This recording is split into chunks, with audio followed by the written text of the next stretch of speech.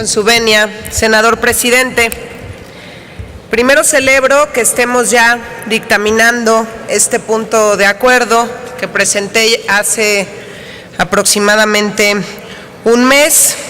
El 18 de febrero conocimos este caso dramático de un migrante más asesinado a manos de un agente de la patrulla fronteriza de los Estados Unidos. El agente le disparó porque supuestamente el migrante le arrojó una piedra. Este caso se suma a más de 20 asesinatos similares en los últimos 3 años. El tema de migrantes sometidos por policías fronterizos y la brutalidad con que está actuando el gobierno de los Estados Unidos debe alarmarnos y generar una reacción enérgica por parte del gobierno mexicano. Por lo que en el Senado estamos obligados a levantar la voz. Bajo ninguna circunstancia es permisible que se violen los derechos humanos de las personas migrantes y mucho menos que se atente contra su vida por su simple condición indocumentada. Esa es justamente la proclama establecida en la Declaración Universal de los Derechos Humanos, que señala que toda persona tiene los derechos y libertades proclamados en la Declaración sin distinción de su origen nacional y de ninguna otra condición. En 2003, la Corte Interamericana de Derechos Humanos emitió una opinión respecto de la consulta del gobierno mexicano, considerando que es una obligación de los estados de respetar y garantizar los derechos fundamentales, evitando tomar medidas que transgredan un derecho fundamental y suprimir las medidas y prácticas que restrinjan o vulneren un derecho fundamental. En los últimos 12 años, y como lo reconoce el dictamen, el gobierno federal, a través de la Secretaría de Relaciones Exteriores, había expresado oportunamente, mediante comunicados, su condena por el uso de la fuerza excesiva de agentes de la patrulla fronteriza en contra de migrantes mexicanos. Lamentamos de manera profunda que en este caso la Cancillería haya abandonado ese ejercicio de reclamo institucional, ya que no existe un comunicado de la Cancillería respecto al caso del asesinato de Jesús Flores Cruz. Lo único que se puede encontrar es un posicionamiento de la Embajada de México en Estados Unidos que implica reducirle importancia.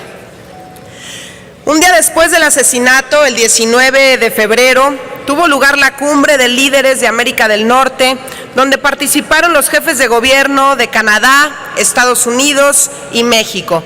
En ningún momento se incluyó en la agenda, ni en los discursos, ni en las reuniones bilaterales, la condena tan lamentable de un hecho como este.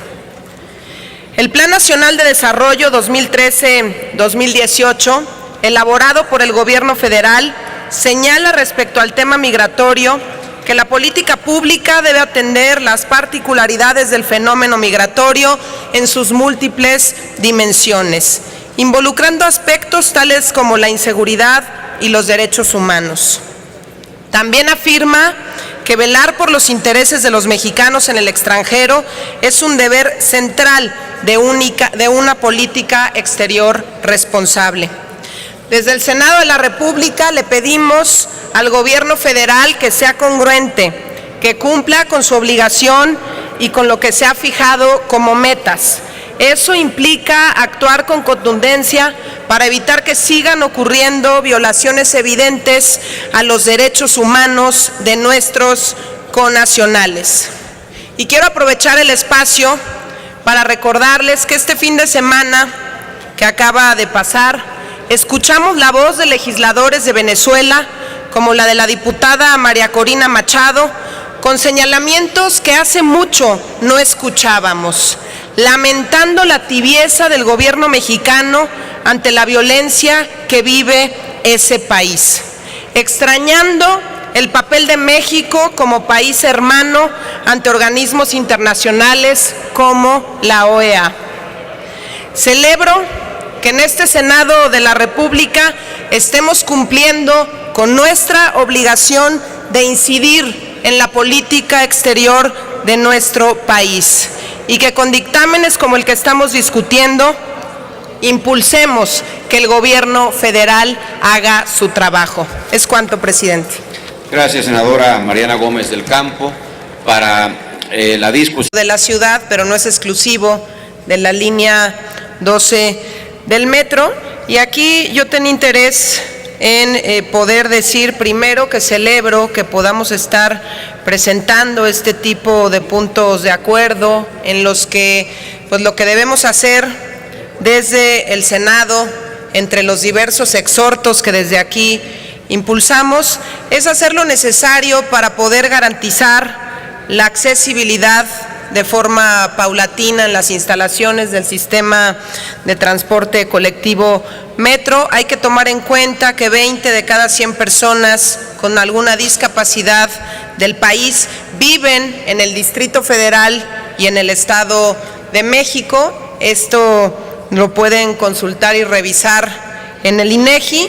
Y en el Distrito Federal pues tenemos la cifra de 500,000 de personas con alguna discapacidad que desafortunadamente si deciden utilizar este transporte público como el metro, pues no se cuenta ni con la infraestructura, no se cuenta con las adecuaciones necesarias, con la accesibilidad para que pueda ser utilizado.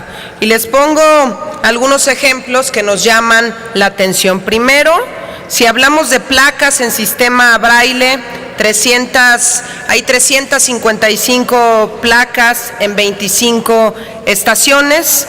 Si tomamos en cuenta que contamos con 175 estaciones, las salvaescaleras, hay 24 plataformas en 6 estaciones. Hoy en día una persona con silla de ruedas pues no puede hacer uso de las instalaciones del metro, tiene que ir acompañada por 1 o 2 personas para poderse subir a las diferentes líneas del metro. Efectivamente se hizo un esfuerzo en la línea 12 del metro, pero bueno, hoy contamos solamente con 11 líneas y media en nuestra ciudad.